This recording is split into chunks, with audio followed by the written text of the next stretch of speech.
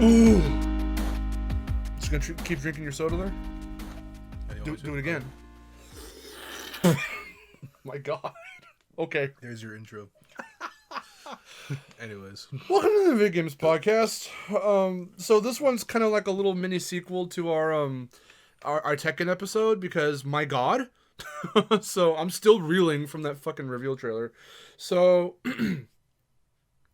Evo happens and they show off a little mini teaser at the very end of one of their like tournament announcements, and it shows off Tekken 1's Kazuya's Tekken 1 ending.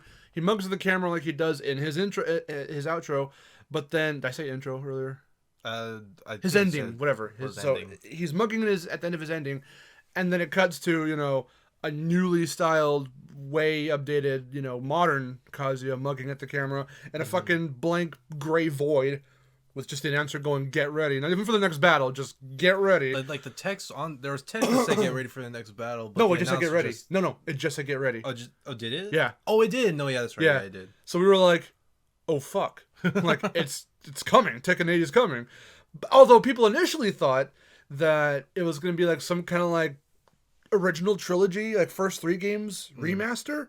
I didn't even think of that. I just thought it was a Tekken 7 update. I thought it was like a final update to Tekken 7. Yeah. No, that was probably like the second. Okay, so I think the first thought, because they showed Tekken 1, was that it was going to be some kind of a remaster of the first 3 games. And then another thought that I'm sure a lot of people had was, well, no, it's not going to be that. It's going to be like an update to Tekken 7.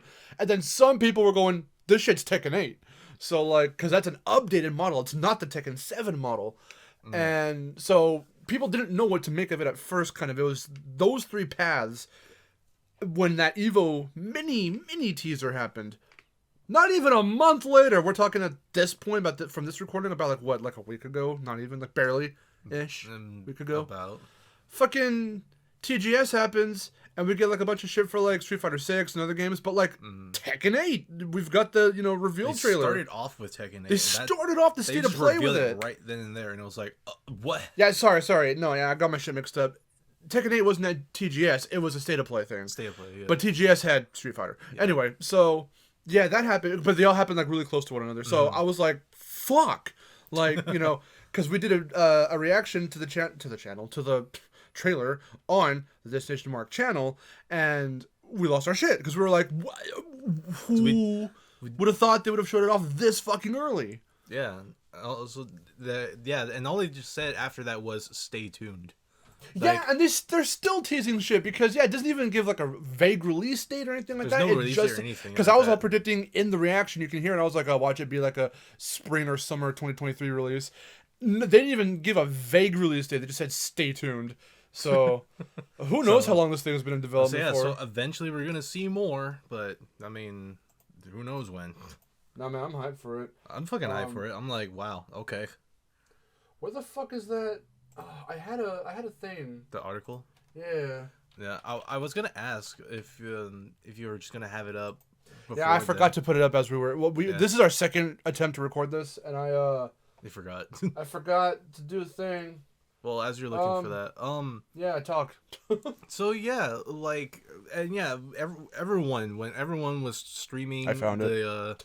When everyone was streaming the state of play and they were tuning in, and then that happened, everyone lost their shit. like all like the Tekken fans lost their shit. They're talking like, Evo, the initial teaser. Or? No, like when this happened. When this dropped, and everyone was like, "What is this?" And like they showed Jin and stuff. And it was like, "Oh shit, it's Tekken." Even the Evo announcers though for that initial teaser, even they were going fucking insane. And then Harada ended up when the cameras cut back to their reaction, Harada went and joined them.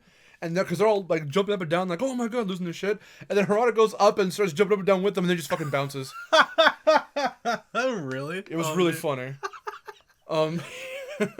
He's becoming like the Ed Boon for Tekken, and I love it. I love it. I know, that's funny. So, yeah, the funny thing is that from those reactions to this trailer, the reveal trailer, a couple different people. I thought I was the only one that would think some things like this, but thankfully, some other people kind of had the same thought. So when they first show off like the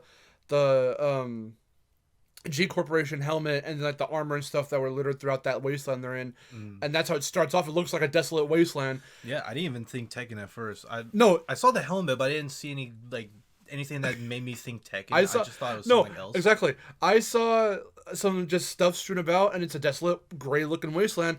And my first thought, see, I didn't say the whole thing because I was just trying to be funny. So I was like, "Is that a death?" And I meant to say like Death Stranding because that's what I thought it was. I thought it was like some update or something to Death Stranding. Okay, no, yeah, I thought that too. Only because I saw this thing in the background that looked like the little like tracker thing. Yeah, Yeah, it was a little stick thing coming out. Yeah, that's yeah. why. So I thought it was Death Stranding. I Yeah, thought it was like, I didn't see the G Corp logo on the fucking helmet. I didn't or the either. armor, whatever it was it was on. I mean, then again, we kind of were watching on your phone. It's a pretty small still screen, though, but still like that's your first clue in that it's Tekken, the G Corp logo. Yeah, or even just maybe I just didn't see the it. shape of the helmet. It's like it's hidden. It's the lighting and everything's hitting it perfectly, so you can right see there, it. Yeah. Um, Once you actually like watch it, see it there, it's there. So we just didn't notice it at first until we saw. Because I was looking at the shit in the background, and I'm like, "Is that Death Stranding?" I know. Yeah, me too. Other reactors, other people who did reactions also kind of thought that same thing initially. So I was like, "Okay, I'm not the only one. Good." And then a lot of people made the fucking Sephiroth joke because I said One Winged Angel when when Jin's wing came out. That fucking shot was awesome. Love it. Why do you think we used it for our thumbnail? That's a thumbnail image right there. I know it's so good. Because as we find out nearing the end of Tekken 7, throughout Tekken 7, not the story mode, mind you, like the end of the story mode, but like in Tekken 7, Jin does learn to control the Devil Gene, so he can just kind of, and Kazuya already had done it as far back as Tekken 4, because Devil kind of came out of Kazuya for a minute when Heihachi had Jin strung up, so he could be like, hey, that's my other power, I'm gonna take it. But then Kazuya took over and kind of like, how would you say it? Condensed, I suppose, for lack of a better descriptor, that power to be able to actually control it. And then he attempted to still try and take that power from Jin anyway. So that's where that fight happened, and that's why Jin's ending. See, because Heihachi's, Kazuya's, and Jin's all intertwine in Tekken 4. So they're all technically kind of, well, sort of canon. Kazuya's sort of is, because in Kazuya's ending, he does take that power. I mean, and he does turn, we see Purple Devil again for the first time since, like, Tekken 2. But Jin's ending is the canonical one. It leads directly into Tekken 5. So, after all that, we see that in Tekken 5, he's really struggling with the Devil Jin because Devil Jin is a playable character, and that's just him completely giving into it. But by Tekken 7, because Tekken 6 is also him trying to get rid of the Devil Gene, but that was a whole thing. People didn't like the way they handled the writing for him and the direction they took his character. But when you watch a couple like retrospectives and listen to other Tekken fans talk about why Jin did what he did in 6, like, you kind of get it, but it's like really fucking out there and extreme, but it's almost kind of anime in that sort of like that sort of feels, because the Mishimas and Jin are fucking like crazy as it is anyway, like it kind of feels like something he would just naturally do. He would go that far to draw out this power that supposedly the Devil Gene comes from, so he can relieve himself of it and destroy the source once and for all. So that's kind of what the point was for Tekken 6. At first, I didn't get that. I'm just like, what the fuck is this Egyptian thing? How do you pronounce his name? Azazel, Azazel, or Azazel? So that was that. But then comes 7, and he's learned to control it, and he can just, now like Kazuya, because ever since 4, Kazuya can now just flip into it and channel that devil power whenever he wants. And that's why now it's not called Devil, it's called Devil Kazuya. We even see it in Smash Brothers Ultimate, stuff like that. Tekken Tag 2, he doesn't fully transform into naked purple devil. He just kind of becomes purple and has his wings. So, like, Jin kind of can do the same thing now. And where we're at now in the story is that now that, again, spoilers, we'll just give you some time if you don't want to listen to this. Okay, that was your warning. So because at the end of 7, Heihachi dies, now we've got the next father-son dynamic that they established. It's about as old as, I said this too in my reaction, Kazuya and Heihachi. It's the next one up in line, so now that has to be resolved. Because now Kazuya is full-on villain, and like, seeing how he got there is insane, because he was like sort of the hero, at the very least the anti-hero by like Tekken 1. because he was just simply trying to get vengeance on Heihachi for throwing him off the cliff. That's all that was. But with everything they've went through throughout the series, and now where we're at here, like, he just wants to destroy everything, and just, so he's fully kind of given into that power. And now the world knows it. So he doesn't even fucking care anymore. He's just probably going to destroy everything if he wants to. So he's become the full-blown villain of the series now, it seems. And so this is Jin's chance to redeem himself, especially because Lars says, you sent the world to hell, this is your chance to save it. So he's going to redeem himself. And especially, too, because also the way they wrote his character around the time of 6, because he did kind of come to his senses, and he knows, like, okay, I pretty much sent us into World War III. I suck. I kind of became a dictator there for a while. I do acknowledge the fucking brevity of the situation and the fact that, I was say, that's really all of like my knowledge of Six's story was the fact that Jin was a bit of a dictator and like some other shit happened. But like other than that, I've never really seen everything that led up to where 7 picked up from. Besides the fact that in 7 there was only like one reference to Azazel, because that's just how I'm gonna say it. But because there were some moments, just little team ups, or hey, I haven't seen you in a while, from Scenario Campaign in 6. Yeah, I mean, when you get to Alyssa and Lee, like they show that those moments and stuff like that. But no, yeah, if you thought that Jin had a big role in 7, you'd be wrong. Because he was asleep throughout, like, he was knocked out for the whole thing. For the story mode. That's what I said, yeah. That's what I said, like, I said throughout, but I didn't really, like, that's not completely accurate. By the end of, the story mode of 7. Yeah. Like, you see that he can kind of control the Devil Gene now. Yeah. But, so that's going to make 8's story a bit more interesting, because I'm curious of what that dynamic is with Jin and the Devil Gene. Well, no, exactly, because, like, I was going to say, too, what Jin sort of became around 6 as well, coming to the end of that story, is that he's just kind of like, I'd be better off dead because of everything that I've done. I need to atone for my sins and all that kind of shit. So instead of, going down that, like, depressing emo boy route, now he has a chance to kind of become the hero again and redeem himself. Because the initial thing with the start of his story was how, this is going to get into some prediction territory later, but, like, we never see the body. Apparently, June died, massive air quotes around that, due to Ogre's hand. And she told him to seek out Heihachi if anything happened to her, which he does. He learns the Mishima style, and he plays that way in 3. He has this unique style, but it does take inspiration from Heihachi and a little bit of Kazuya, probably. I can't remember his moveset in full, but it has that inspiration and influence. By 4, which is why some people, especially Jin fans, don't like 4, is because in the story, because his ending was a little bit canon, how Heihachi fucking shot him in the chest, but that's what kind of brought out the Devil Gene within him. He was like, fuck my grandfather, fuck my father, who's still alive apparently, I'm hearing, and he unlearns the Mishima style and finds his new style. And he's had that style pretty much ever since. Devil Jin has the old style now. So now they kind of split Jin's character into 2. You've got regular Jin, who is going down this new path, and Devil Jin, which still kind of dresses the same, no shirt, flame pants, has kind of that old style with some devil, powers in there too. Yeah, Devil Jin became like, if Jin was still with Kazuya or Heihachi and still learned the Mishima style, then I feel like that's what Jin would have become. And, like, it still have, like, the outfit and the moveset and stuff like that? It probably.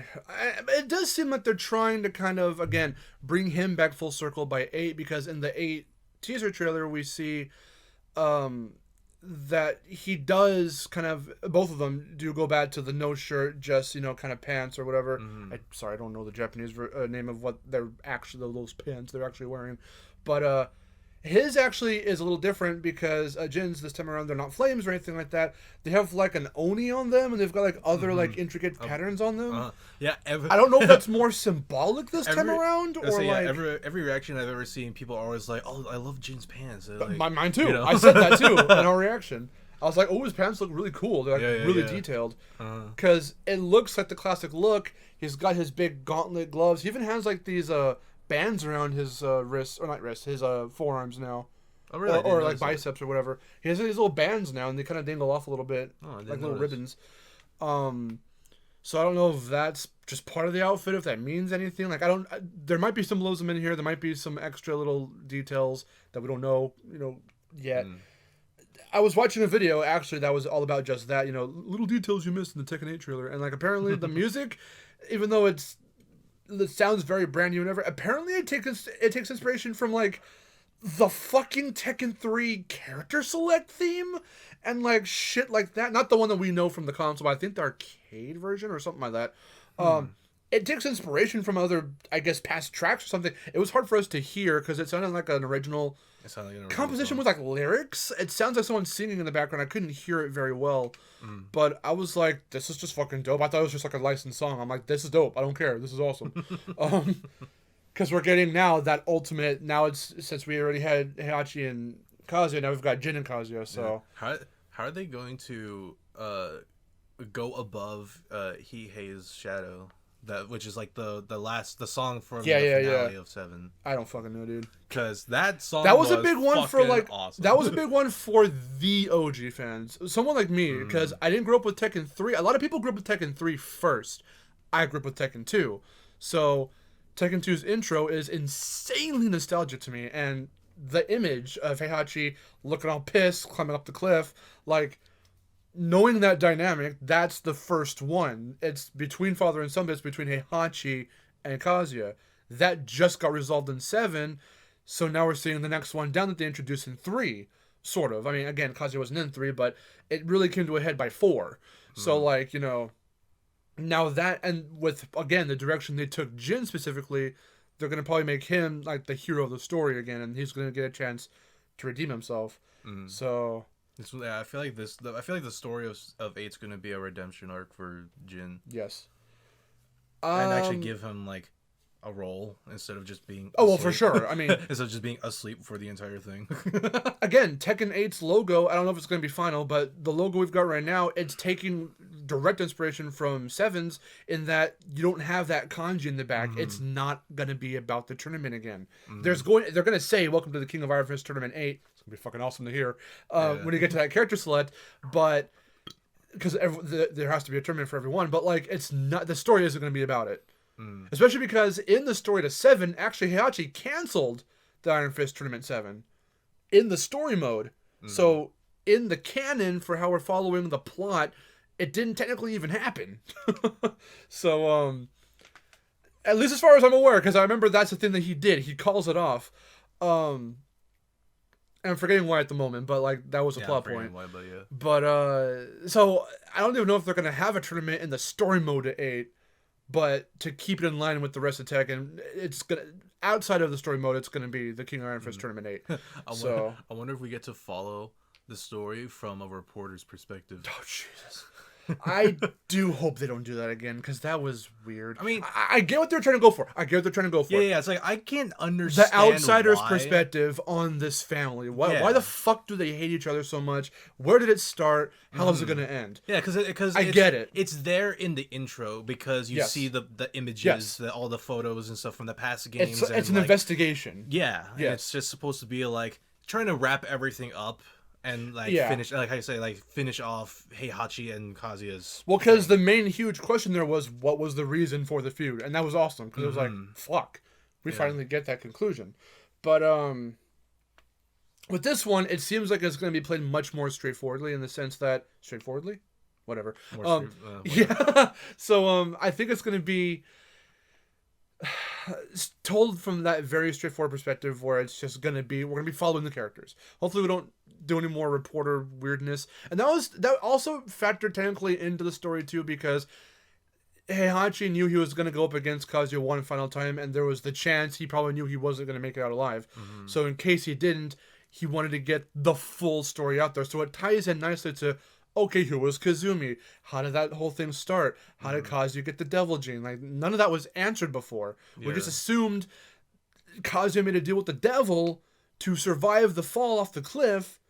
And in the video that I watched, there was this retrospective that I'll probably link in the description because it's a really good view. It's a good watch. It's like an hour and like 49 minutes long. Is it that insane lore of Tekken? Yes. One? Yeah. I'm forgetting the channel, but I'm going to link it in the description. Give it a watch to get the full story on Tekken. Again, yeah, the full insane lore. Mm-hmm. And it's good. It's a really good video. So, where's it going with that? Okay, so he says, in that video, the guy says that, it seems by 7 they slightly retconned Heihachi's reason for throwing Kazuya off the cliff, because the original telling is, if you're really my son and you're truly a Mishima and are, capable of running the company and being a Mishima, you'll climb back up the cliff if I throw you off this fucking thing. Well, the reason he kind of gives now in 7 is that because he had Kazuya, or Kazumi had Kazuya, and she has the devil gene, it's his test to see, because her whole thing was with her family. We talked about that in the other podcast. Her whole thing with her lineage, that they've had the devil gene for a very long time, and they go and kill whoever off that they marry off to, who may become some kind of a tyrant or some kind of a whoever. So they kill them off. He kills her, Heihachi kills Kazumi, but they had a child before that. So does he have the devil gene? And that was his reason. I'm thinking he probably used the, if you're the Mishima, you'll climb back up. I still think both of them, I don't think it's a retcon. I feel personally, in my opinion, that the both of them are true. That yes, he probably threw him off the cliff to see if he had the devil gene, but also he probably just said, because he's fucking insane, Heihachi just probably said, like, if you're my son, you'll climb back up, or that's probably the reason people know it for. I was gonna say, yeah. the event for. It's like, yeah, he did that to try and prove if he did have it, but also because Kazuya's his son, he's like, oh well, yeah, if you're a true Mishima, you'll climb back up. And which kind of like does some weird things to the whole, did Kazuya make a deal with the devil kind of thing? Because if he already had a devil gene in him, did he really need to make a deal? You know what I mean? It's there. Unless it helped Kazuya channel it? Like, I don't fucking know. Like, maybe if it was making a deal with the devil, maybe that could have brought that power out. Kind of like how Heihachi shot Jin and that brought out the devil gene. Maybe making a deal with the devil would have done the same thing. In hindsight, even though we both did say that right now, that Heihachi shooting Jin brought out the devil gene in him, he already kind of had it. He just didn't know it, because, for the most part, because you see in the intro to Tekken 3 that entity come up and it branded him with the tattoo, that symbol, Jin's symbol. So that came, and who the fuck knows? It's non-canon, but who the fuck knows why Unknown has it? You know what I mean? So that's a whole other thing. Yeah, that's a whole other But thing. I just felt mentioning it because I remember as a kid going like, why did she have it? That's interesting, like, But so that's that. Like, that's, I think both of them are valid. Heihachi's reasonings for throwing him off the cliff. I forgot how we got onto that conversation, but Tekken 8, man. So, one of the things I found interesting about the teaser for 8 was the reveal of the 8, how it was chains, and then like you see that glows hot, and then it breaks off, and it shows the two chains, the two linked chains that make an 8. So it's like, is it going to be like chains are broken, or like something, like some kind of thing's going to be broken in the story or something? I'm looking right here at this thing the article that I pulled up. It's an IGN article, and fuck, they don't mention it in this one. I thought they did. That was a question that they asked him about the chains, about that aesthetic for Tekken 8. And yeah, he was saying basically that Harada was saying that because it's going to be a huge moment for Jin being able to control that thing, control the devil gene, and also breaking away from the Mishimas once and for all. It's funny that he didn't adopt the Mishima name and he kept Jun's name. So now we get kind of into prediction territory, and I'm kind of hoping that they finally clarify whether or not, because we got so many reveals of who was Kazuya's mother, this and that. did Heihachi and Kazumi really love each other, or what was that deal? And yes, they did, and stuff like that, until she, did what, until that happened. But until 7. until she turned into the devil. So and then he killed her. So after all that, so we got answers for some of those burning questions that have been there for like a long time. And people who noticed that symbol on the fucking floor in Heihachi's stage in Tekken 2, that finally got answered, So, and actually it's revealed here too that Harada wrote out a good chunk of the story very early on. And he even wrote a couple different endings, like definitive endings for the story. But as they went along, and with each new Tekken that was made, and with newer people coming in and working for them, being hired on for the different Tekken projects, they would even suggest story things and other beats that probably have already happened, that have made it into these games, that kind of changed the course of that ending, which is why Tekken's story has gone on for so long, and is why we saw that on Twitter, that Harada and Namco hold the Guinness Book of World Record, the Guinness record for the longest running cohesive storyline in a video game ever. Not just a fighting game, in a video game. 30 years almost. They are so close. We're in 2022. In another like 3 years. So Tekken's been going on for 27 years. Jesus. That's fucking crazy. And that actually kind of makes me feel a little bit older because... how do you think I feel? Well, because for me, like I've said before in the Tekken podcast, my experience with Tekken was the PS2 era Tekken, like 4, 5, and Tag. And that's already 20 years old. Yeah, it's like, those games. Shit. The fact that it's gone up to this point now, it's like, shit, man. Yeah. Like, who would have thought? Because I didn't even know that they were going to do a Tekken 7 back then. And unfortunately, we never got to record a reaction to it, because when it happened at an EVO, whatever year it was, like 17 or not 17. Was it 17? No, I feel like it was earlier than that. But in any case, it was an EVO, and it happened. It was probably 15. I don't remember. Anyway, and I was like, oh my fucking god! Like, I didn't know there was going to be a Tekken 7. I didn't know they were going to continue the story. So, like, the fact that they have more to tell, and the fact that that's how they fucking ended that game, I was like, holy shit. So, at that point, it's like, okay, well, now there's got to be an 8. And I never thought that Tekken would make it that long and go that far. So, who knows if 8's going to be, like, the last one. Because Harada says, I think it's in this article, that he would like to keep it going. Now, we'll get to that later, like near the end of the podcast, because that thought does kind of scare me. And we'll say why later. I'll say why later. But I like the pattern of Tekken 1, 2, 3 tag, 4, 5, 6 tag 2. We've got 7 and 8. So if there is a Tekken 9 in the future, after that, they got to make a tag 3. It's the only logical... With even more characters. Hazel. That would be cool, actually. That would be awesome. Put in all the bosses. I mean, they technically did with Zafina in 7 when they brought her in, because they kind of made them basically kind of like the same thing, or like she. Oh yeah, because like her storyline, or like she harnesses powers. Yeah, what kind of becomes canon is that she has that orb. Yeah, she has it. So it kind of corrupted her, but she's using it because in her character art, one of her arms looks all monstrous and stuff like that. So like somehow she harnessed that power. I mean, yeah, I forget her whole thing in 6. I don't even remember her. I forget too. I think her whole thing was to just bury Azazel down, as far as I can remember. That's like her ending. That's the basics from what I remember. But yeah, so I have to brush up again. 6 we haven't played in a while. So I mean, we need to fix up the PS3 so we can like. We gotta get that Blu-ray drive fixed. Yeah. I would love to just stream a Tekken marathon and just play a little bit, like an hour or so of each fucking Tekken. That would be amazing. I would love to do that. So no, I just think it's funny because it's a pattern of 3 and then a tag, 3 and then a tag. So we've got 2 more. So if we got a Tekken 9, then there has to be a tag 3 following after it. And it is impressive how like every fucking character, all the characters from 3, all of them, except for the exception of, I think, Boskanovich and Gon from 3.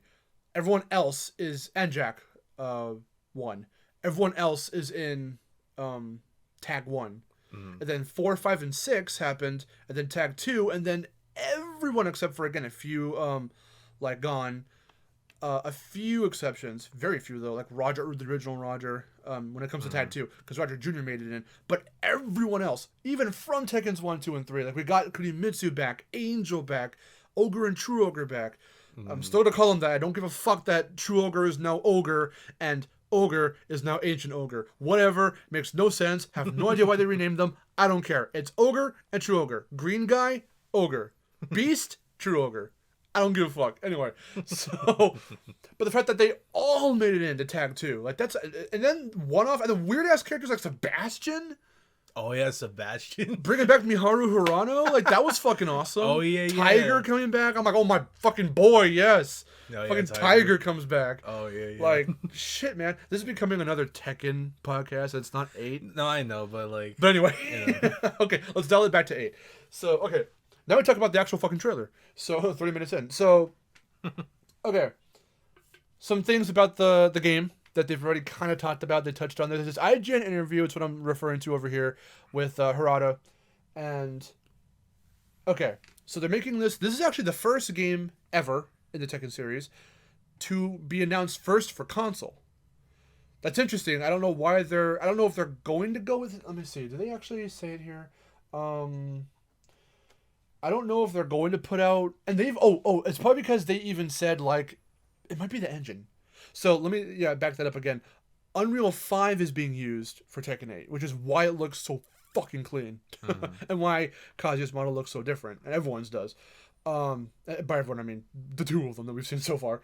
So it's Unreal 5 that they're using for Tekken 8. It's coming out for PS5, specifically PS5 and Series X. Who knows? Maybe they'll try to port down to the Switch later, but it's going. It's not going to be on PS4. It's not going to be on Xbox One. So it's going straight up current gen.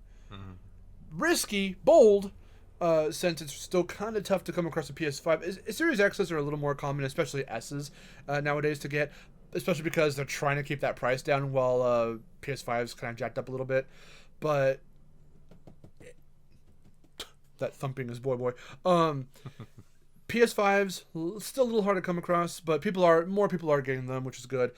So that's risky. It's a little bold, but it's good to see that we're gonna go full on. This is the current gen Tekken, because Tekken 7. It's like just not to interrupt, but like it's like how 6 and Tag 2 were for PS3, and that was 7 was PS4. Every PlayStation, because I know that they went multi-platform later by 6, but each era of PlayStation specifically has their own Tekkens. We've got Tekkens 1 through 3 for PS1, Tag 4, 5 for PS2, 6 and Tag 2 for PS3, 7 for PS4, and now for PS5 we've got Tekken 8. That is the one built specifically for the PS5 and Series X. So that's pretty awesome. But that might be also why Harada's being really... in the interview, he was being kind of, what's the word? Like, vague on whether or not there would be, like, an arcade release after the fact. Because, again, the console versions that was what was released first. Or revealed first. It was revealed that it's coming to consoles. We don't know if it's coming to arcades. So, I don't know if it's because of the engine or what they're trying to do with that. I don't know how that works. I'm not some kind of arcade expert on that. So, I don't know how that's going to happen. But, that's interesting. Is there anything else here that we can talk about from the article? Because he was kind of vague, and he had to be, of course. It was just a teaser, so we have no idea how many veterans are going to return, what kind of new characters we're going to get, what other stuff we're going to do. The only other thing he said, because they did talk about story mode, is that the one thing they're looking forward to doing is kind of making sure they update each mode. So this comes into play now with a little bit of predictions. We won't go into full predictions just yet, but we're going to kind of touch on them here.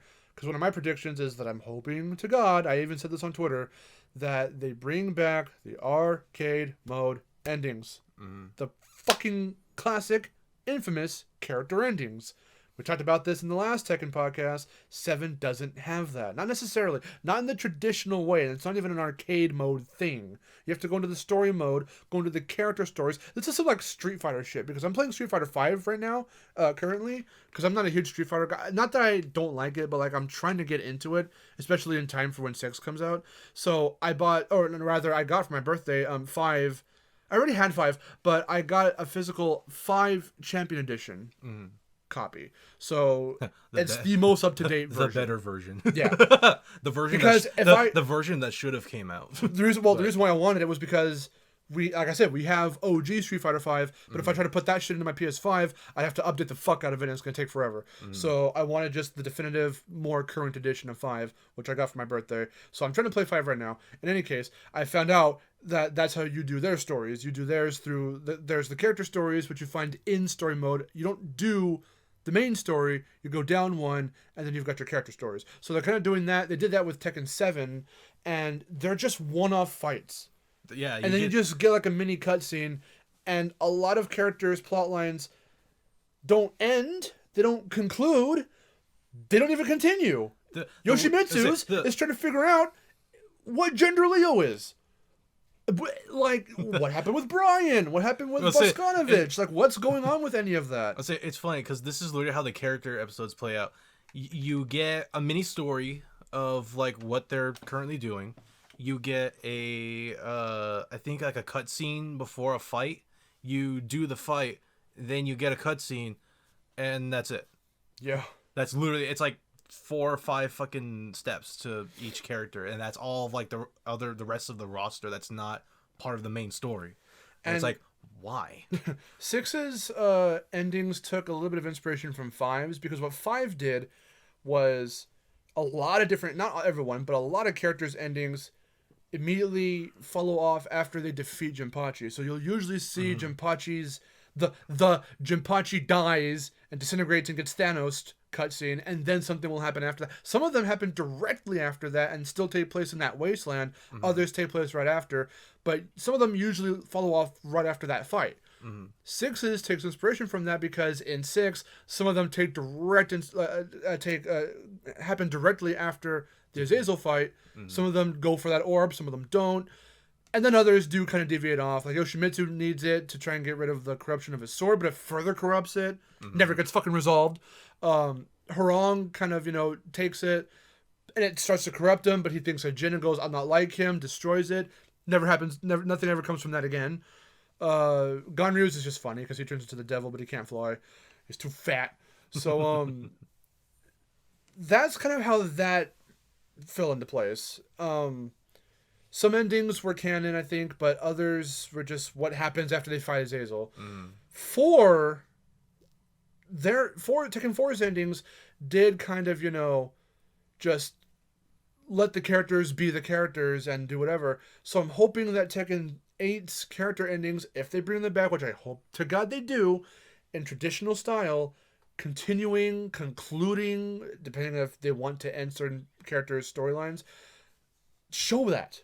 Do that. I want to see that. Yeah. Yoshimitsu, his whole thing about his sword getting corrupted happened in 6. It wasn't really a thing. Like, the reason why it glows in like as far back as 3 is because it was like corrupted, but you don't really get that sense because his priorities were with Boskanovich or were with Brian or something. So like, or like his rivalry with Kunimitsu for like one game.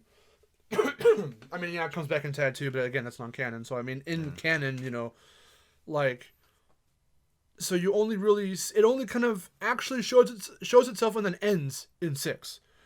And what happens after that? Oh, fucking no. He's too busy trying to think about Leo and Leo's gender. And it's like, what? So I'm really hoping that for certain, and will the rivalry between Nina and Anna ever end? I don't fucking know. Will they ever? What's gonna happen with that? I don't know. How long can you keep that going before it kind of gets stale? You know what I mean? That does kind of again come back to Harada's thing about wanting to keep Tekken going, which frightens me. Would now, do you think, be the good time to explain that, or should we just let that marinate for a little longer? No, let's do it now. So it actually kind of goes hand in hand with how Yumi and Chase talked about, or you Chase and I talked about Smash Brothers. How much further could that go? Because if Sakurai ever does, plan to do a Smash Brothers 6, you can't really. And this is for different reasons, of course, Smash and Tekken. But for Smash Brothers, like, you can't, just to reiterate that from the Smash podcast, like, you can't really top Ultimate. And even he was like, I don't know if I could top this. So the weirdness in a new entry at this point in Smash's history and lineage comes that if he makes a 6, it's going to have to be on a smaller scale. And I don't know if people are going to be cool with that, because you know how people complain about fucking everything. I mean, I'm in that boat too. Too many sword fighters, whatever. But like, when it comes to the game and its content, I mean, I just had a conversation with somebody in one of Miharu's streams about Strikers Battle League not being a complete game, quote unquote. And I'm like, yeah, because you're too used to Charged and it's, personality and how much you could do in that game. But you have to remember that the game before it, the first one in the series, Super Mario Strikers, was a very condensed, smaller game. It only had 9 characters, a couple of assist characters, little sidekicks, only a handful of fucking fields to choose from. That's also Battle League. Except for Battle League, we're getting updates, because that's the modern thing for games now. Do updates, do DLC, put packs or whatever in. Thankfully for Strikers, it's free. So I'm like, yeah, you can't really complain if it's for free. And the game itself is still very compact with some stuff to do. You do have the Striker Cup, the equivalent for this game. With Battle League and stuff, it feels a lot like you kind of have Super Mario Strikers again, but with a lot more customization and a lot more to think about in terms of the gear that you wear, because that's now a thing, is that you have to think about that. The point being though, it's a finished product. It's not like they it's not like it feels half-assed and now we're getting the rest of the content that should have been there now. It's not like it's on cart DLC or some shit. It's not like Street Fighter Cross on Tekken. disc DLC on cart.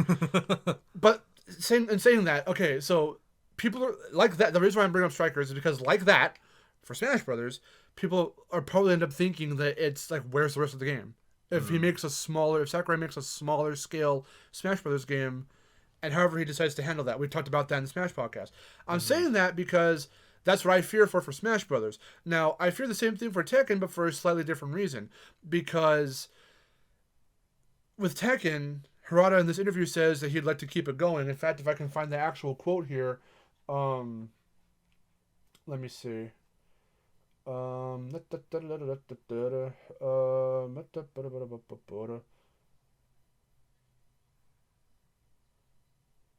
Yeah, if there's an end, it'll be when I'm buried, whenever that is. Over my dead body will take an end. So, that frightens me, only because I believe him. If he wants to keep making Tekken, he can. Who the fuck's gonna stop him? You know what I mean? Yeah. So I'm saying, what if we get a Tekken 9 after 8? Or what if we get a Tekken Tag 3? Who fucking knows? But the issue I have with that, what frightens me about it, is that, like I just said, will the rivalry between Nina and Anna ever end? Will Yoshimitsu ever stop fighting with Brian? Will he ever this or that? Will we ever hear about what happens with his sword or something? How long can you keep certain little... How long are fucking Asuka and Lily gonna fight? Ever since some of those characters were introduced, we got the rivalry between Yoshimitsu and Brian in 4, and Nina and Anna have been at it since the first game. Since the first game! And they're still at it now! Some of them have not been concluded. They just keep going from each game. And their endings are just nothing about them trying to one-up one another or try to do this or that or revenge or this or this. How long can you keep that going before it gets stale? How long can you keep that going before we want to see them evolve?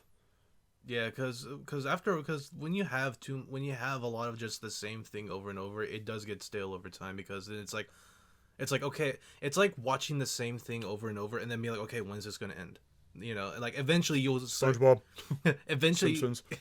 eventually you'll get that thought of okay, we've seen the same seen the same song and dance over and over again. When's it gonna end? Especially if it feels like you've done everything you can do with them. Yeah. Before you do something weird like Yoshimitsu wanting to know Leo's gender. Like, what? Why is that a thing? It's not like I hate it. It's just so fucking random that I don't understand it. I can't comprehend it. I love Yoshimitsu has all these genuine storylines that maybe actually ended, but it didn't feel like it did. Like, what? The one plot line of his sword being cursed begins and ends at 6? Like, it's really weird. You could have kept that going. You could have given him some interesting shit to do beyond that, but you didn't. So, like, sorry, what were you gonna say? I was gonna say, I love how, like, something like Steve's whole dealio about, like, how he was created. Fucking Nina's, like, cryogenesis baby. Yeah, nothing.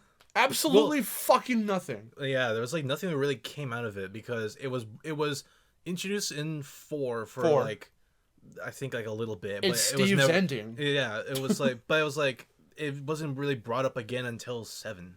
Because in 7 they touched up on it again when you do Steve. I don't even remember that. Yeah, when you use Steve's character episode, I think it's his specifically. And he asks her the question of like, "Are you really my mother?" Oh like, shit, you're right. Because I was like, because are they gonna fucking do it? Yeah, because I think I audibly gasped when we got to that moment. I was like, oh my god, fucking closure, clarity. Questions are being asked in universe from character to character. Yeah, and they still kind of kept it vague. She like was like, because she was just like, well, even if you were, I don't want you. Care. Yeah, yeah, I don't care about you. So it's like, okay, but it's like okay. Okay. I mean, sure. I don't know. Maybe it's asking too much. I'm not sure. I mean, I don't know. But I mean, it was a bold choice for Tekken 3, being a PS1 era, barely the third entry in the series, to do the legacy thing, because they already did it. They played that card right away. Like, Soul Calibur did it by 5. It was like a, 19, 17-year time gap between 3 and 4? Or, sorry, 4 and 5? So, something like that. Yeah, 4 and 5. Yeah, something like that. Because you got... certain characters weren't in that game, but, like, their descendants or their disciples were. So, same thing in Tekken 3. You don't have Baek Do-san, but you have his understudy, Harong. You don't have... Actually, I think Wong is... No, Wong isn't in 3, I don't think. I can't remember. But you have Xiao Yu. So, like, certain characters... You don't have Kazuya, but you have Jin. So, that's... Heihachi grows old. So, that's the legacy right there. You've got a couple, a new generation, as it were. The fateful time skip. But even... Well, but it worked. Yeah. And it was cool. But now, even with Tekken 7, especially Tekken 7... A lot of the older veteran characters who were introduced in 1 or 2 or 3 are looking old. Lei looks old. Ganryu's got a full ass fucking beard now. And he's got some gray. They're giving them gray hairs. They're getting old. Yeah. So it's like, at what point are you gonna either write them out of the fucking series, and if you do that, give them a conclusion. End their story so that we can get some send-offs, some really well-deserved and really nicely, tightly written send-offs, and then we don't have to really feel like, oh, how come Lei isn't in Tekken 9 or whatever, because he had his conclusion. He's done. He's out of the tournament. He's out of the whole fighting scene or whatever, Paul had a fucking existential crisis by 4, but now he wants to fight aliens. And accidentally... eat a pizza with laxatives sprinkled in it. I don't fucking know. That's non-canon, but whatever. I don't know, man. The legacy characters, or rather those old school characters, the ones from 1, 2, 3, I feel, because look at Kunimitsu is in 7, but it's not actual Kunimitsu that we know. It's her daughter. Who did Kunimitsu bang? Was it Yoshimitsu? That'd be weird. Is Kunimitsu 2 Yoshimitsu's illegitimate daughter? I don't fucking know. How interesting would that be? No, he wants to know what Leo's gender is!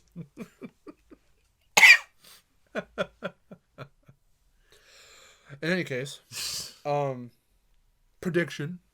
Hoping that we get clarity on June's fate. Oh man, I hope we get some clarity on Akuma. Yeah, jeez. Because remember, Akuma is a part of the story. In case y'all motherfuckers forgot that Street Fighter, the Street Fighter universe is in the Tekken universe. Oh, that's what you're gonna say. You've got fucking Akuma in there. When Street Fighter Cross Tekken happened. I mean, in this one, did you know, literally fucking did. Did you know that apparently Tekken Cross Street Fighter technically isn't canceled? It's just put on hold like indefinitely.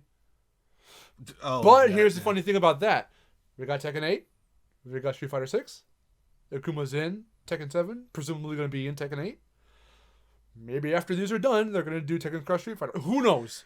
Who knows? I mean, hopefully at that point they'll actually have their systems. Because the thing was like, sorted out. What I remember about them putting Akuma in 7 was purely because it was Harada's, I think, like challenge of trying to fit a Street Fighter character in the Tekken universe. It's an apology for Street Fighter Cross Tekken. Probably that, but also like that's what it feels like. Well, also because because Street Fighter has its intricacies and stuff like that, and Tekken does as well. It's like it was really just kind of like an experimental thing of for sure like transferring that Street Fighter stuff into because obviously it's still on their mind. It's still like this whole kind of team up whatever-ish sort of bonded universes thing.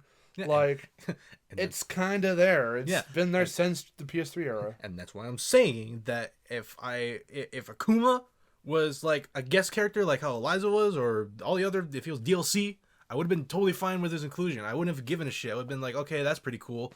You had him and Geese and whoever the fuck, Negan from Walking Dead, and that would have been cool. But no, they were like, well, actually, he's part of the story, and it's like a pretty intricate part of the story because it's about the fucking Kazumi, and it's like, okay, well then, how did that happen? What was that like? What the fuck was Kazumi's whole deal and all that? Kind of like it's kind of the stuff that we talked about in the Tekken podcast, where it's like there's a lot more in the background that we don't really know. Like, yeah, there's a lot of stuff, a lot of like loose ends that they tied up, which was really nice. But at the same time, it kind of made more loose ends of like, okay, well then what about this or that? There's a part that he addresses in the article in the interview about guest characters. So I'm gonna read that a little bit. So basically, it's like, when we first announced guest characters, the fans were just so shocked, both good and bad, which I do like that he acknowledges that, the response was kind of mixed. It was kind of weird. But just the reaction that they got from first seeing it was really satisfying. Ultimately, it was a win for us because they did quite well. So that's the kind of them saying like, well, whether or not you like those characters, like Negan or whoever, Lucius Noxus, what's his fucking name? Lucius Noctis Calcium. Yeah. So, like, whether or not people liked their inclusion, they still did well in the sense of sales and whatever else, and reception, sort of, in that sense. However, it says here, let me see.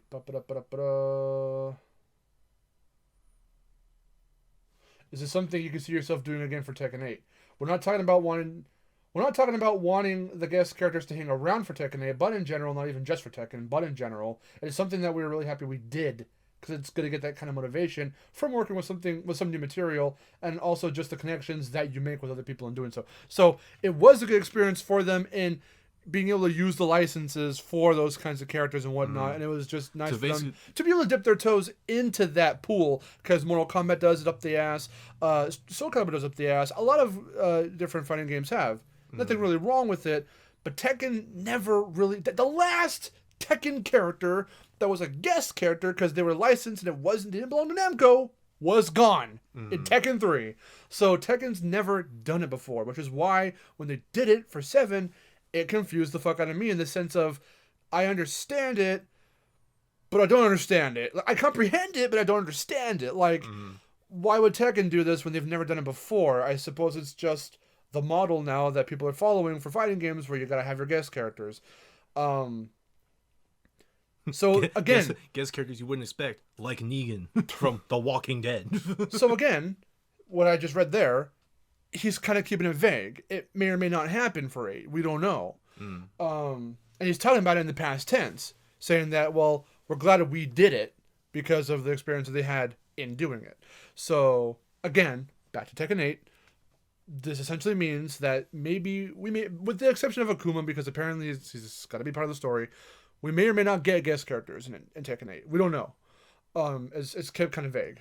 This might even be, I don't even know if this is an outdated article at this point or not. I'm not sure how much more new news has come out, current news has come out at the time that we're recording this. I'm just looking at this article because it's one of the first ones I saw with some answers from Harada directly himself. But again, one of the predictions I have, we'll just go into prediction now, predictions and stuff. What I'm kind of hoping for, one of the little things I'm hoping for, like I was starting to say, is that we don't see the body. We don't really know. Actually, in canon, the only real thing that lends any validity to Jun being dead is in Jin's Tekken 4 ending, where he's about to kill Kazuya, or at least strike him real hard, and he sees a vision of Jun. And he's like, yeah, thank my mother that I'm sparing you, and he fucking leaves. So I don't know if it's just his like psyche of like, you're better than this, you're above this, and that's Jun kind of coming out in him, or if that's actually a vision. Because the other thing too that I want to bring up, it's not canon, but I want to bring up anyway, was that the only other time that's ever happened where he's seen like Jun is in Tag 2 in I think his Devil Jin ending.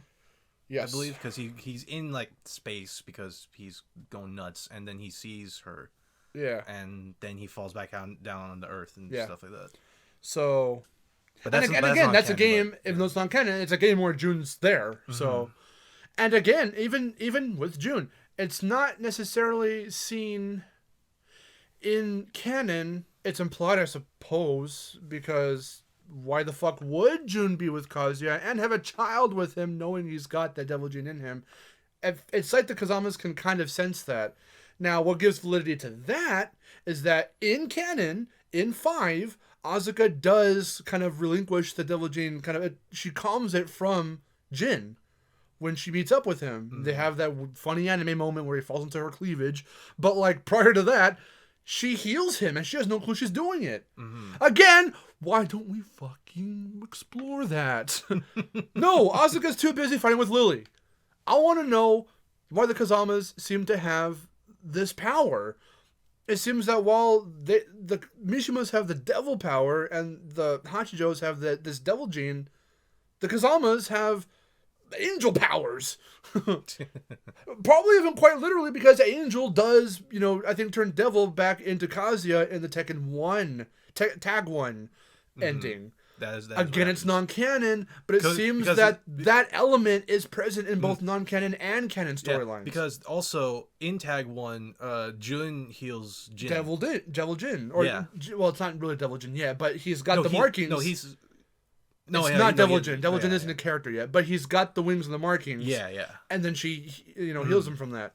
I say heal, but you know what I mean. Yeah. It's a recycled ending with Angel, but it's the same. But still, it's different characters. But and it seems like that Angel, if we have to go by, because it's canon, I suppose, in Tekken 2, she might be Kazuya's good conscience. Who knows if we might see her again in Tekken 8? Who knows?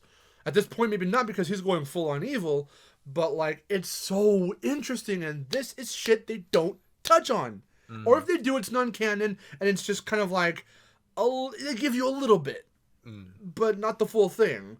Like, it's just kept very vague and in the dark. Kind of, and it's like, so many things are like that in the Tekken series, and that's how come, thankfully, by 7's story, when it comes to the Mishimas and all that, we get some answers. Not all of them, but some. So hopefully with 8, we get more. Is Jun alive? Is she actually alive? Was she just defeated by Ogre?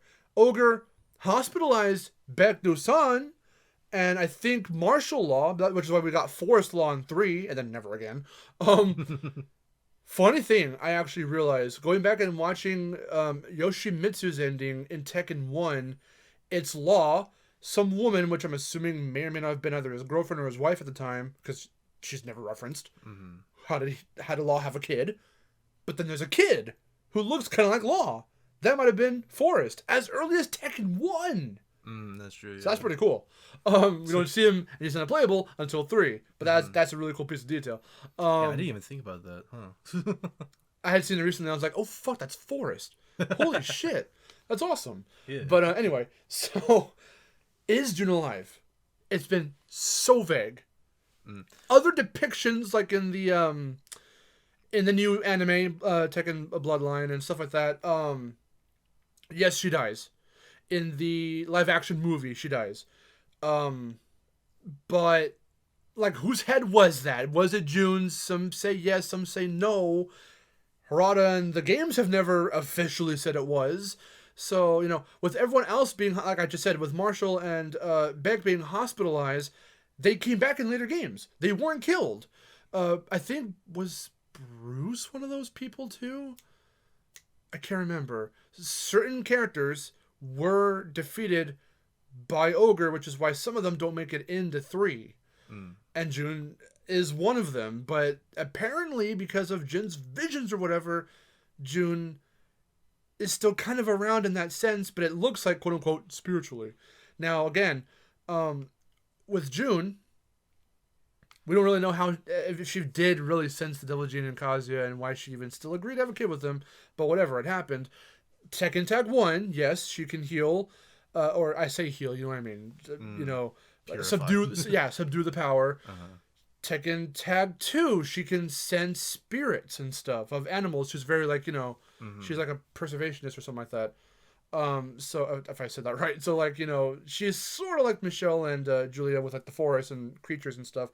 But so she can sense things, and that is quite canon. And Asuka can too. How did that happen? The Kazamas seem to kind of have that, but Jin sort of breaks that cycle because he has the Devil Gene. How did all that, I want to know more about that, and I want to see if June really is alive, because if she fucking comes back in an actual trailer, if they do some shit like they did with Kazumi, I'm gonna lose my shit. I'm gonna go insane. I'm gonna be like, oh my god, we can finally get a conclusion to that. What is that dynamic of being able to heal or subdue that power? And with him learning to control it, how is he going to... Will Jin... This is my thing. By the end of Tekken 8's story mode, and how they're going to conclude this rivalry, will Jin finally be fully rid, or hell, even will Kazuya be fully rid, of the devil power? Because that's what he's trying to do. That's what the chain aesthetic is. Breaking away from all of that. That seems to be what he... What does he say in the trailer? People like us shouldn't be allowed to exist in this world. Or shouldn't even exist in this world. That lends to me, and they say in the interview that yes, it's him trying to break away from just all of it. He's done with it. He wants to rid the world of all of that stuff, of the evilness. This will be his redemption arc. So I'm just wondering, does June come back? Does he at least have visions again of her or something? Will that tie into anything? Does he have that power to subdue it or whatever? I don't know. He's a Kazama. I mean, yeah. Thoughts? One thing. Or predictions? Your own predictions for 8. One thing I find interesting, and I don't remember if I said it in the Tekken podcast or not. Was that and I was just thinking back to the announcer lines from 4 and how Jinpachi and Unknown were. They had name callouts for them in there. Even Dr. Abel was in there. So I was just thinking of if Unknown was a part of 4, or maybe even Jinpachi or something, or more so Unknown, because the only other time you ever hear of Unknown is in the tag games, and that's even though those are not canon, it's still because even that whole thing about June having a dark side with Unknown, because. That's what I was saying. How come Unknown in Tekken Tag 1 has a Jin symbol on her shoulder, or her right there? Her default, she is like Mokujin and all of them, where she's got different moves, but she defaults to June. She looks like June. Her hairstyle is very similar. And then by Tag 2, they kind of confirmed for the non-canon storyline of Tag that yes, June is Unknown, or can transform into her. That's her own kind of devilish thing she can do. Even though that's kind of weird in its own way, because Unknown had that spirit, the wolf spirit, and it tried to take control of her, and she got the best of it, which is why she doesn't have it in Tag 2. I don't know what all that's about, but I choose to believe that whole side of June is non-canon. I like to think that because June herself, even in Tag 2, again, she senses the spirits and stuff. So I feel that's more the whole thing of sensing spirits and healing and subduing the evilness of whoever. That's her thing. I feel that's her thing. Especially because in canon, Asuka can do the same thing. Yeah, I'll just say, yeah, it makes sense. In terms of predictions, I mean, I don't really know. I think if anything, I just want answers of like Akuma and that whole deal of like Akuma and Kazumi and that whole business. Like, at least tie that up, because I still don't understand why Akuma's a part of the story. Like, what kind of debt did he owe to her, or what did he do for her? So, yeah, what what did the she fuck do for happened? him? Yeah, she saved me, so now I owe her. It's like, what? What does that mean? I was waiting for you to get stronger. Yeah, I was gonna say. So why did you come now? Why come now? Yeah. I was waiting for you to get stronger. That line still rubs me the wrong way. I fucking hate it with the passion. Because that it's single line was just their excuse for it. That's why he's in the game. Exactly, and that's where it's like, why the fuck? That's stupid. That's why I made that funny quote retweet where I was like, cohesive storyline, enter Akuma. Because it's like, they just threw him in there, and that's what it felt like. And I repeated it in the Tekken one because I was like, I'm still salty about it. But I at least want that answer. But also, yeah, like, what about Jun and all that stuff? So before I forget, too, since you were saying, well, what if Unknown were canon or whatever, because of the Tekken 4 unused, that, I think, was only done because he went off, the announcer did, like, all the tag characters, essentially. Oh, yeah. He did, like, Bake and fucking, like, all those characters. Angel and Devil. Mokujin, and, yeah. So, like, he even did, I think he even did Kinjin, which didn't even become a character until fucking Revolution. Yeah, but that was because they didn't know how many characters they were going to bring in for 4. So they just told him, just do them all.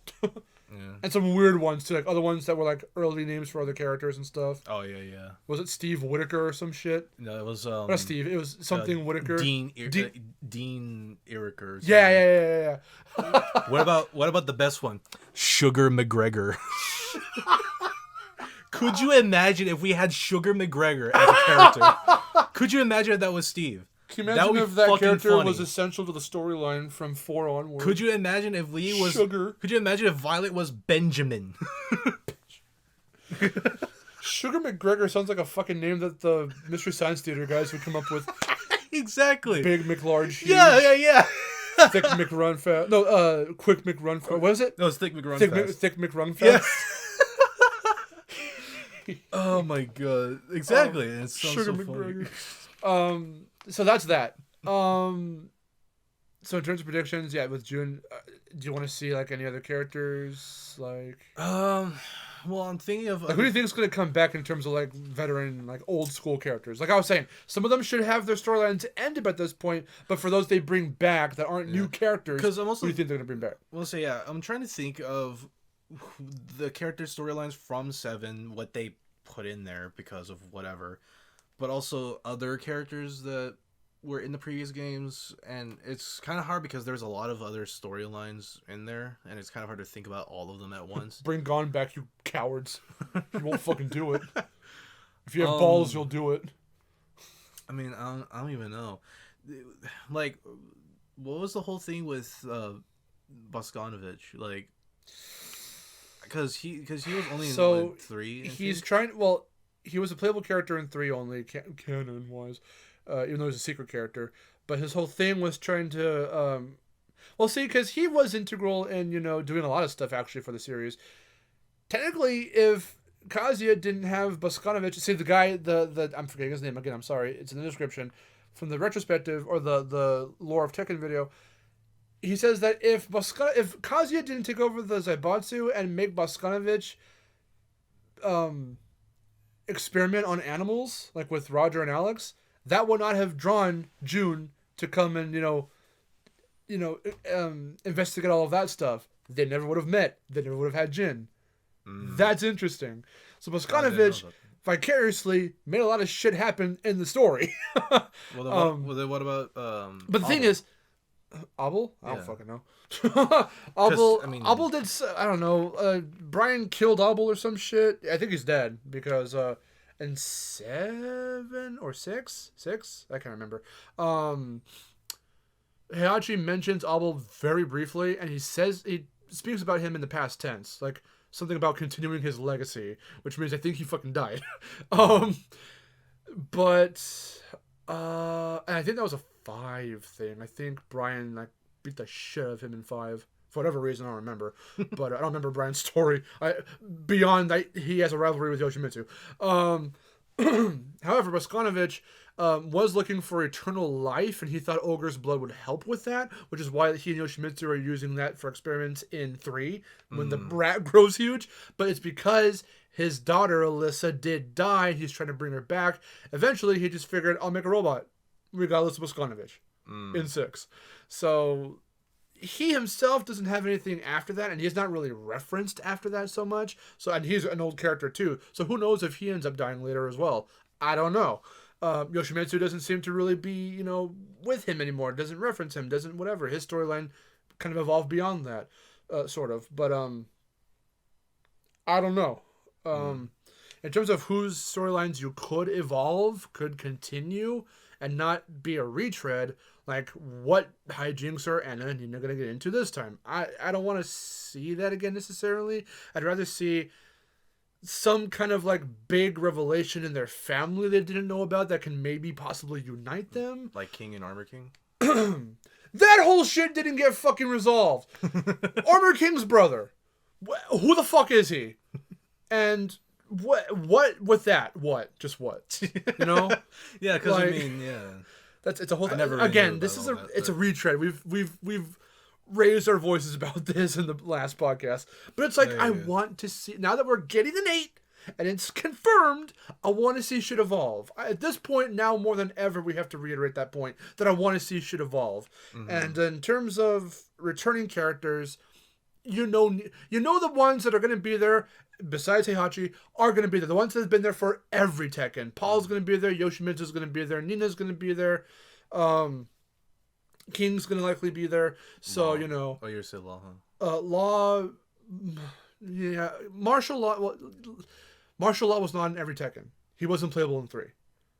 The ones that are the same characters who have been... Because technically Kuma, you could count Kuma, but you can't because the original Kuma died. Kuma that we've got now from 3 onward is a different Kuma. Oh, I thought... Oh, okay. He's not the same. King died. Actually, I think Ogre did kill King, I think. The King we have now isn't the same. From 3. Yeah, it's weird. It's fucking weird. Because if you look them up on the wiki or some shit, there's King 2, there's Kuma 2, but they look and feel and play and sound relatively the exact same. So that's how come you wouldn't... Even with Marshall and Forrest, you wouldn't really tell... Well, except for with Forrest, because he says Forrest Law wins, or when you pick him or whatever. So, like, but no, the characters who are the same characters from Tekken 1 to Tekken 7 and now probably Tekken 8, Yoshimitsu, Nina, Heihachi, but he's now dead, and Paul. I think those are like the 4 or 5, or no, not King. I think originally we included King, but technically it's a different King. So I think those 4 are the exact same, and those are the only characters who have been in every single game and up until this point, and they're the same exact characters all throughout. It's them. They've evolved all the way throughout. Because Anna wasn't playable in certain ones, Lee wasn't playable in certain ones. So and those like King or Kuma that seem to have been in every single one, they're not the same characters. It's just a different iteration or something. Well, it's a whole different person. Yeah. Or bear in that sense. Yeah. So the 4 will probably come back. Well, 3 at this point. Yeah, Heihachi ain't coming back. I don't want Heihachi. People are making jokes about Heihachi coming back as like a robot. No. And I'm like, no, please. No. Because my lord, these fuckers will not die. How do you get thrown into a volcano and not die? How does a jack... I mean, he was next to dead. How does a jack explode and you just get pew? Just get sent flying. Yeah, no, Heihachi has cheated death too many fucking times. He's kicking missiles out of the air like it's Kung Fu Panda. What is this shit? That was in 7. I know. Kill him already, and he is. He seems to have been to die. Granted, we don't see the body. We see the body drop. We don't see the body actually hit the lava. They cut right before, but I think you do hear like a... So I think he does fall in the lava, but you don't see it because it cuts to Kazuya. It's probably like a mercy discretion shot or some shit. I mean, probably, but yeah. you don't see. But in any case, I think he's actually dead. I pray. Also, Eight's teaser seems to go right off of that. So I pray to Harada that Heihachi is like actually like not part of the story. So because I swear we to thought God, he died in 5, but he's a playable character right then and there. I swear to God, if they pull a 2 and he like you just see his hand and then he comes up again, fucking oh my God, It's like a bony hand, like some like charred flesh. No, but seriously, they ended that story. He's dead. So now it's time to focus on the new story. The next one down. You seeing a bony hand made me think of when they did Try Bowser. no, it was like when they tried to they came up with a design concept of Miguel's dead wife or something. Oh God, that's right. Yeah.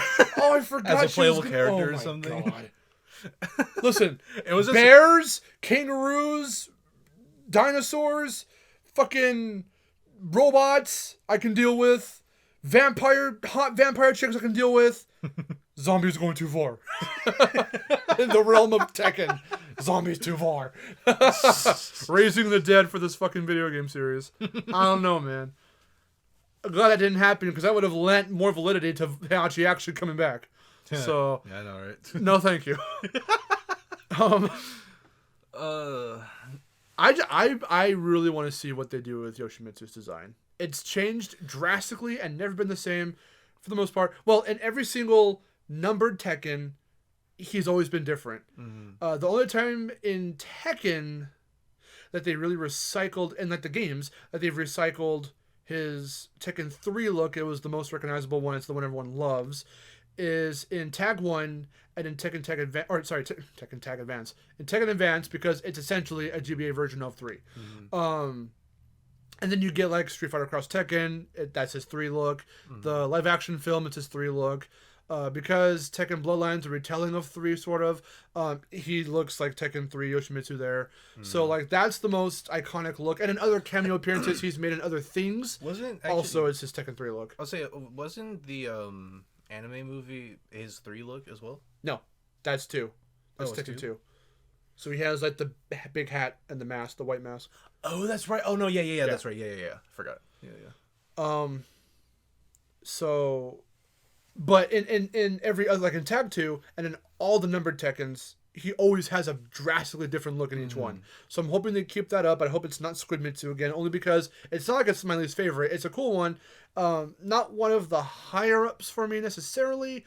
His Squid Mitsu look in 7, but I do hope they go with a completely different look for him in this one, and I hope it's just fucking awesome. I also hope, as a prediction, that they do alternate costumes again, because I mean they were there in 7. I mean you can customize characters, and that whole thing's there too. You can customize characters. There were some presets that they had where those presets were of their like some of their original attire, like how they did with I think with Kazuya, they one of the presets was his suit from like 2 or something. No, people are making jokes about the customization in 8.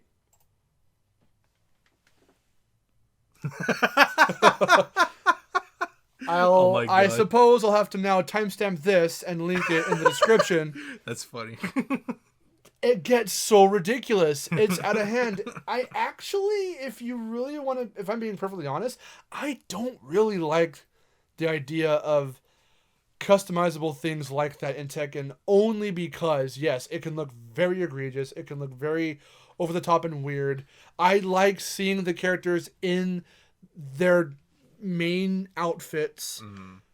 Look no further than Shark Yoshimitsu. I hate that design with a passion. That outfit, I hate it. Something like how the originals did it, where like you press a button and it's an alternate costume. X or circle or whatever is one. Triangle square is another.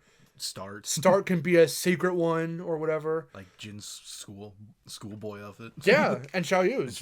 And then in 4, if you press start, you get Miharu. Mm-hmm. And same thing with Tiger, I think. Or sorry, Eddie. If you do it with Christy, you get Eddie. Yeah. And if you do triangle on Lee, you get, well, it starts out as Violet, then you can do it with you, or sorry, no, yeah. So it's Violet, and then if you press triangle or something, one of the alternate costumes for Violet is just regular Lee. Mm-hmm. But I want shit like that back, because in 7... Bring back combat, you cowards. Well, they did in Tattoo at least. That was cool. Yeah. In 7... they I think just delegated the buttons to color palettes, if I'm not mistaken. Wait, for what? Oh, no. For 7. Sorry, no. Because circle lets you go back now. In the older games, you had to hit start and select at the same time to go back to the main menu.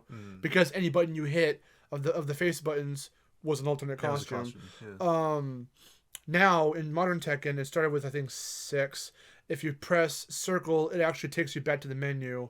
I think triangle. Sorry, if you hit X on a character, you get the slots of what alternate costumes you want to pick. That's what it is now.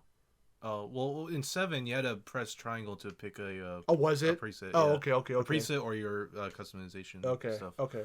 But they weren't, some might have been alternate, but it didn't work the same way. It doesn't work the same way. A main costume, which they'll have, or a main outfit or whatever that the characters will have in like their promo art or something, and then you get an alternate. That's how it works. That's how it worked anyway. So like in 6 or Tag 2, especially Tag 2 is where they changed that. That's not how it works anymore. Yeah. Because in Tag 2, Yoshimitsu doesn't have any other alternate costumes. It's just that main one you see him in. But there's palette swaps. So with 7, it's kind of the same thing, sort of. Because again, he's got the stupid fucking shark one. Other characters have their other alternates, but it doesn't work the same way. Yeah, it's not using the face buttons. I would appreciate it if it worked the same way. It probably won't, but I would like for it to be the same way as before. Or at the very least, just kind of like take out the whole customization thing. That's something that they kind of reference in the article. Sort of.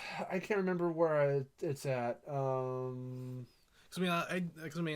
can appreciate doing customization stuff because you can either make stuff funny or make some really cool looking other alternates that you could just make and play with. But I think with 8, I kind of just wanted to be whatever they look like in the game, and then have like kind of like how Mortal Kombat has like a legacy pack where it's like, here we go. You can do like the original outfits from their very first game or whatever. I kind of want something like that. That would be cool. I never even thought about that. If they were to like remaster or like redo older outfits, because like legacy outfits, that'd be awesome. Yeah. Oh my god. Because that's what I'm saying. Like, I never fucking thought about that. That'd be awesome. Yeah, for all the veterans to have like those. Oh my god. Yeah, because like they do kind of do that. That's a big brain idea right there. Like I say, in 7 they somewhat kind of do it, but because some characters but they don't go all into it, or they don't have, or like those kind of preset stuff isn't there, or customization options. Yeah, sometimes it's just not there. Sometimes you have to customize them to look like the older. I think again, most of the presets. Well, doesn't Kazuya have his Tekken 2 like purple suit? That's what I'm saying. With Kazuya, that's one of his presets is that he has that suit, and like certain other ones, it's like it's some outfit from the originals, and that's usually for at least like one preset slot. Other ones are either a random customization or something, because then all the other stuff is like all of your customizations for that character. Yeah. So that's why I'm like, with 8, for as much as I liked the customization from 7, I would rather just have it be like, have it broken down to their whatever they look like in 8, whatever their outfit's gonna be, and then have the presets, if they have presets, be outfits from an alternate or a legacy. Yeah, like have some kind of legacy. Because the costumes, the customizations, what they would do too is they wouldn't really. Some of them made the characters unrecognizable. Sometimes it was really hard to tell who was who, especially by 7. Now, in hindsight, one of the cool things that they did do, which I think is the case in 7, it's definitely what they pushed in Tag 2, was some customizable accessories you could actually use. Mm-hmm. Oh yeah, in 7, And yeah. it changed your fighting move kind of. There's probably a button delegated to it or something. There is, yeah. In 7, when you highlight some of those, it shows the command of what you have to press to use that. One of the item. ones I'll never get out of my mind when they first showed it off in Tag 2 was you can give Kazuya hair that's in the shape of a hammer. So when he does his headbutt, he's like hammering you into the ground.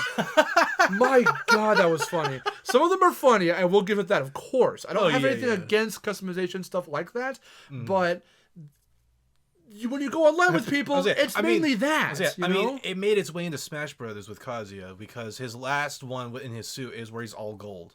Oh, yeah. And that's like one of the customization So, options. like, I don't know. And right here it says in the article, referencing this again, a big question that's being asked by a lot of fans is how much customization can we expect? Something on the level of Tekken Tag 2, which he says, that's an interesting topic because I was just joking that I should have never included customization. It was included for 5, which, yeah, that's where it started.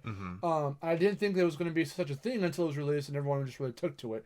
Like you said, Tag 2 and even 7 had a lot of options, but people still want more. We brought up that the people who want more sometimes build their own mods and customization, and it's even crazier. And customization is even crazier. So it's amazing just how much people are really into customizing their character. I have a theory fighters like Street Fighter and other characters. I usually have just set skins because they saw we've... okay. Yeah, so he didn't really answer it. Will we get it in Tekken 8? He didn't answer it. That's what I'm saying. If Tekken 8 follows the trend that modern Tekken with 6 has set, then probably. Probably character endings might not work the same. Probably we'll get customization. Probably we'll get guest characters again. I don't know. And we don't know right now because it's being kept vague. Yeah. I mean, this was just announced, so... What I'm hoping... which is what's led to all these conversations, is what we're saying. Hopefully the character endings are like the way they were before. Hopefully they don't really go all crazy if they do include guest characters again. Hopefully they're a little more in tune. I mean, even the ones that Smash picked, most of them were pretty on brand for fighting games or some kind of whatever, or devs that Nintendo were in bed with. So who knows with that. But with Tekken... what's Negan doing there? Like, what does Walking Dead have with Tekken that constitutes this collab? I don't get it. Final Fantasy, why? Because it's anime looking? Because it's Japanese? I don't know. Okuma's going to just stay. That's probably going to be a thing. It has to be a thing at this point. He's in the story. He's in the story, so Akuma has a role there, and it's weird. Hopefully they, like you said, they elaborate on it. They make it make fucking sense. Yes. But yeah, like customization, I don't know if I want to see it back. Like I said, I don't really care for it being a feature in Tekken to begin with, because of how crazy it can get. I wouldn't mind it. I mean, at least it's not going to be Street Fighter Cross Tekken levels of customization. I just want, like we were saying, secret, unlockable, or something you have to find type of. Because even two outfits. I just thought. Sometimes when you pick those alternate costumes and stuff, those, even when you do that, those have their own endings as well. Some when you do them. Some of them do, but like even then, so that's what I hope for that. I just kind of hope that they sort of revert, which sounds weird because they're trying to update and evolve so much with this one in particular, being on a new engine, being for current gen stuff. It seems that they really are trying to push. Now we're going into just more of a new gen Tekken. That being said, though, again, with how modern Tekken's been working up to this point, it's been a little more divisive. Fans got divisive ever since 4, and 5 didn't really help to alleviate it too much. But because 5 was the real transition point. 4 was a transition into doing some things a little bit different and giving us prologues and stuff, which we never had before. And even the prologues, oh my lord, I think we talked about that in the other podcast. They took a dip. They were awesome when they were introduced in 4. They were whatever in 5. Like the art style was a bit more clean. for the drawings and the artwork for those prologues, but because of that, they looked a bit more sterile. The way the grittiness of it and the sketch-like art style of the Tekken 4 ones looked, that was immaculate. That was awesome. Five's, again, the announcer for 5 is sweet. Like, he's a sweetheart, but he doesn't work. Will Mokujin ever be free? That bitch. Apparently Nina says to Anna or vice versa, which I didn't even know about. I forgot. That's in the fucking retrospective lore video. Oh, was it? I didn't even know they said that. That's fucking funny.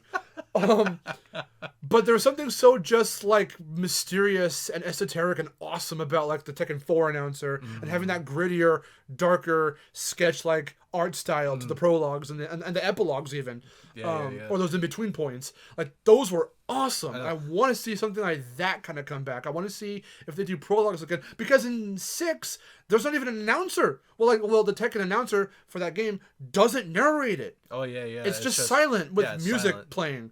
And this style again is like what I don't even remember the art style from 6's prologues. I don't know either. 7 doesn't do it, so I hope they do it again for 8. All of 7's is just it's either a paragraph. Oh no! It's the one where they show the character and then they like do that like weird like splash screen. Yeah. And then it's just some like, text. Yeah, it's like some text. And it's really small and you can't fucking read it. You either get a paragraph or you get like at least like maybe a page or two of like what their whole deal is in 7. How they come across their fighter. Yeah. Pretty much. And speaking of coming across a fighter, I was trying to find a way to fit this into a previous conversation earlier. Legacy fighters, or rather, what I'm going to call, because I think they call them this in Soul Calibur, but like destiny battles. So the one rival you have. So when you go through the arcade mode, like a rival battle. Yes. So because that's in 5, they do that in 5, and that's the only one I think they've done it in. I think.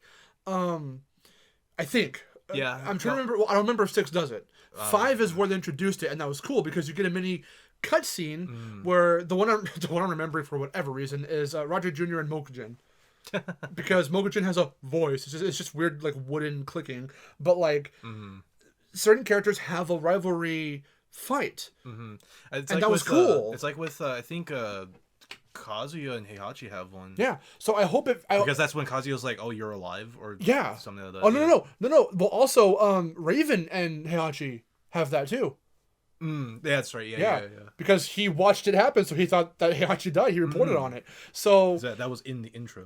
Those little fights and those cutscenes and all of that furthered those plots, and I want to see that come back in 8. It'd be cool because 7 just nixed all of that stuff, all that classic Tekken stuff that's been a mainstay up until 6, and I'm hoping that 8 kind of brings stuff like that back, character endings in general back, Yeah. Or at least something to either help further their storylines, or at the very help least, conclude them, or something. Conclude them in some form or fashion.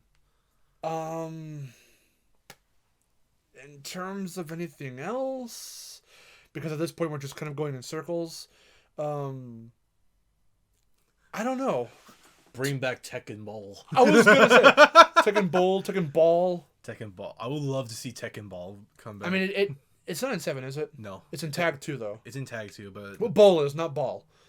Ball hasn't come back since. Ball was only in 3, I think. Yeah, as far as I know, yeah. But Ball came back in Tag 2. Yeah, Tag 2 and then in 7. Oh, and in 7. Okay, yeah. So that's awesome, and I'd like to see more silliness like that come back, because not that Tekken still isn't silly, it is, but again, with how formulaic it's kind of become, certain characters in the universe having their rivalries, or like they've just kind of gone on for a while now. I just want to see things evolve, I think, is the main takeaway for 8, in terms of predictions, in terms of desires, I guess. Fan requests, I don't know what you'd call them, but it's what I want to see, and in terms of where Jin and Kazuya are going to go from here on out, I do hope the story ends with them right here, which would effectively conclude everything to do with them for the most part. Again, if they address shit like with what Jun and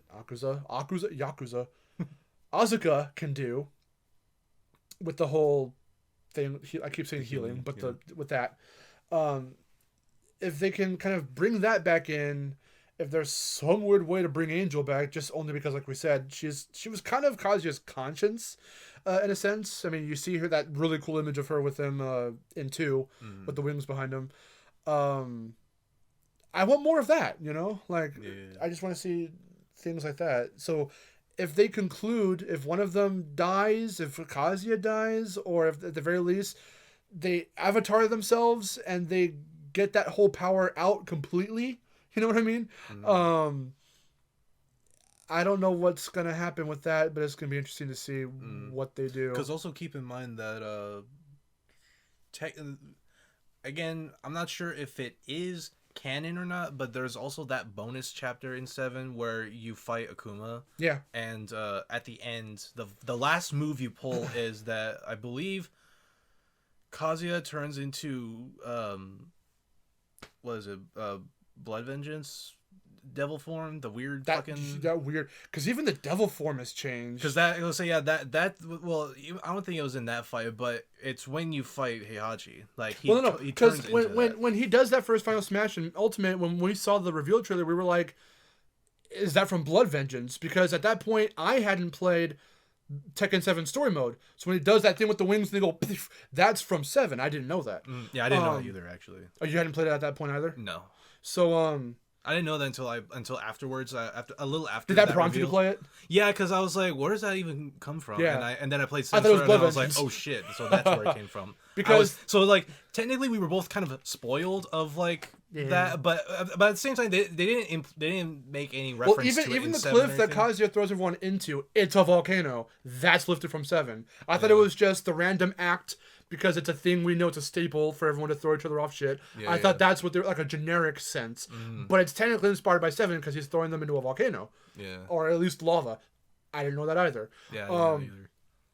But with the devil form, it's really weird because, again, purple devil that you know from like 2, and because he looked weird in Tekken 1. Like, Devil's there in Tekken 1, but he looked weird. So purple devil from 2, in Tag 1.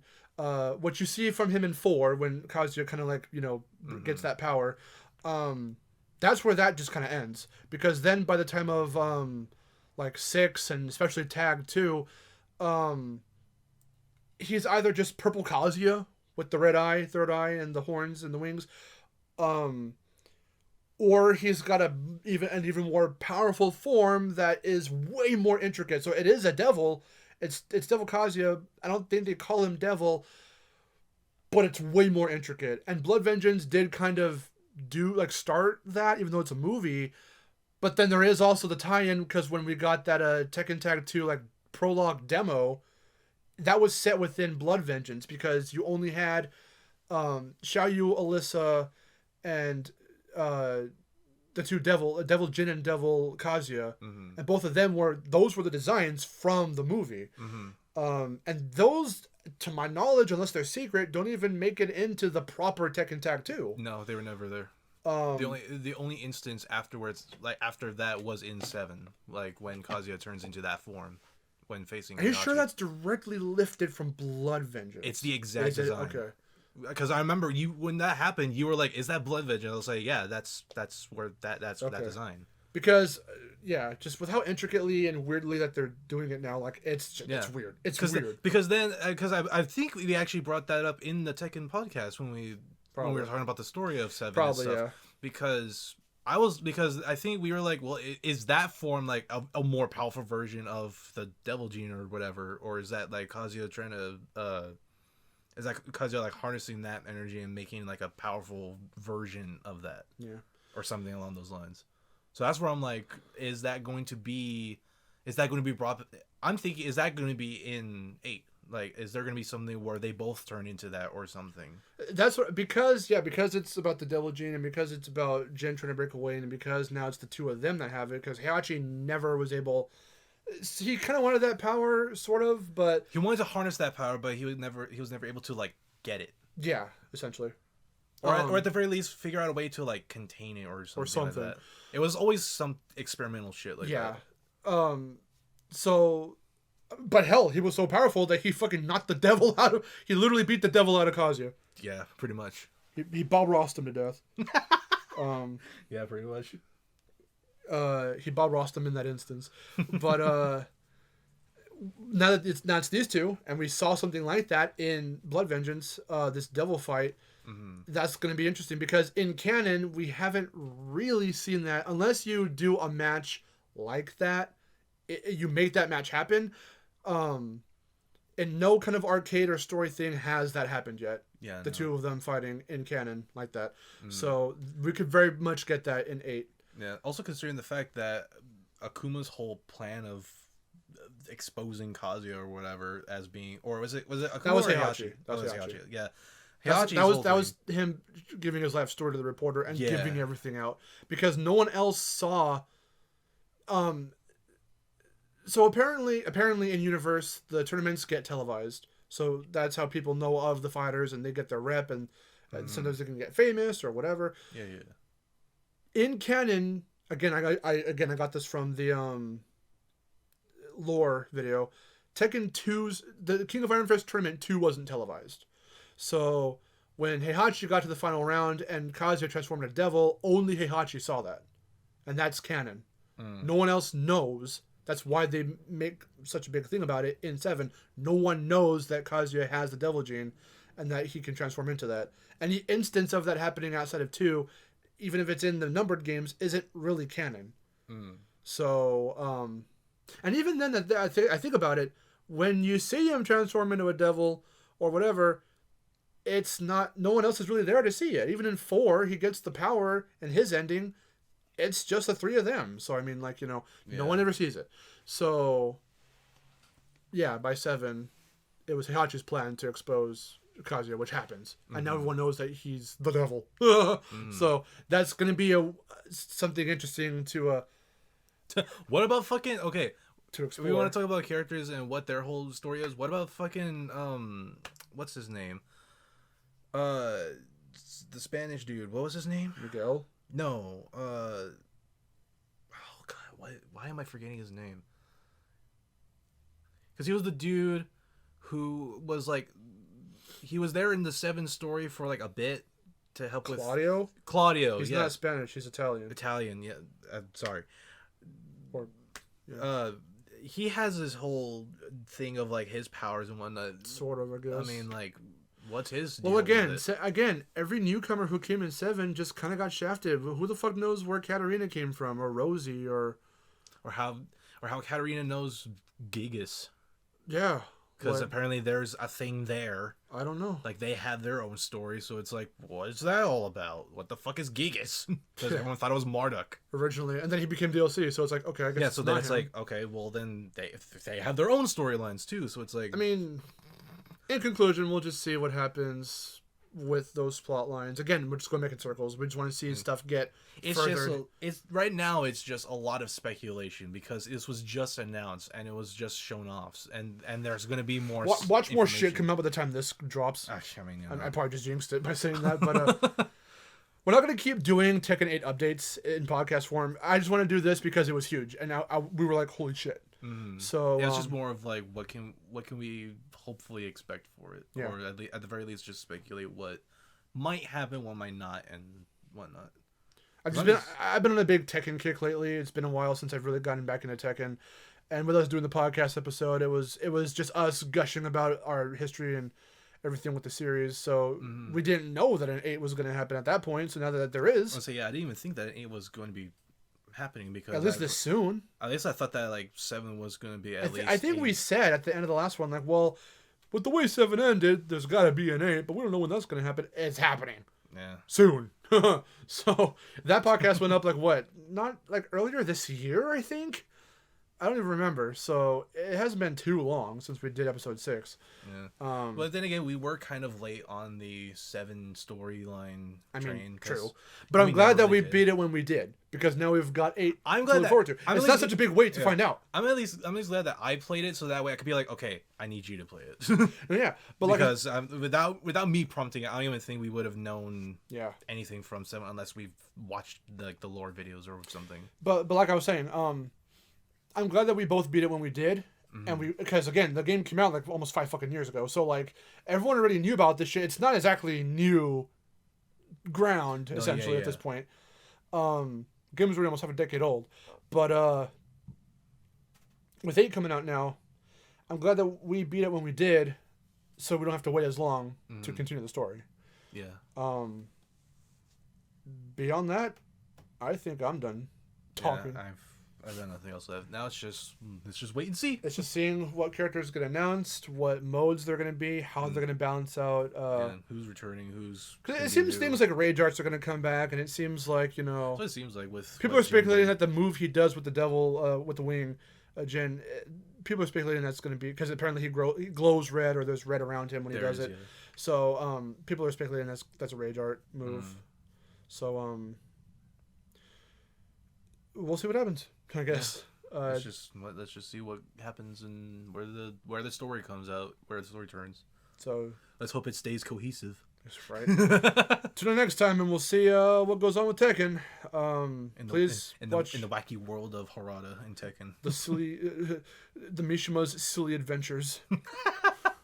Just cut to every moment they've been like fucking got the shit kicked out of, launched into space.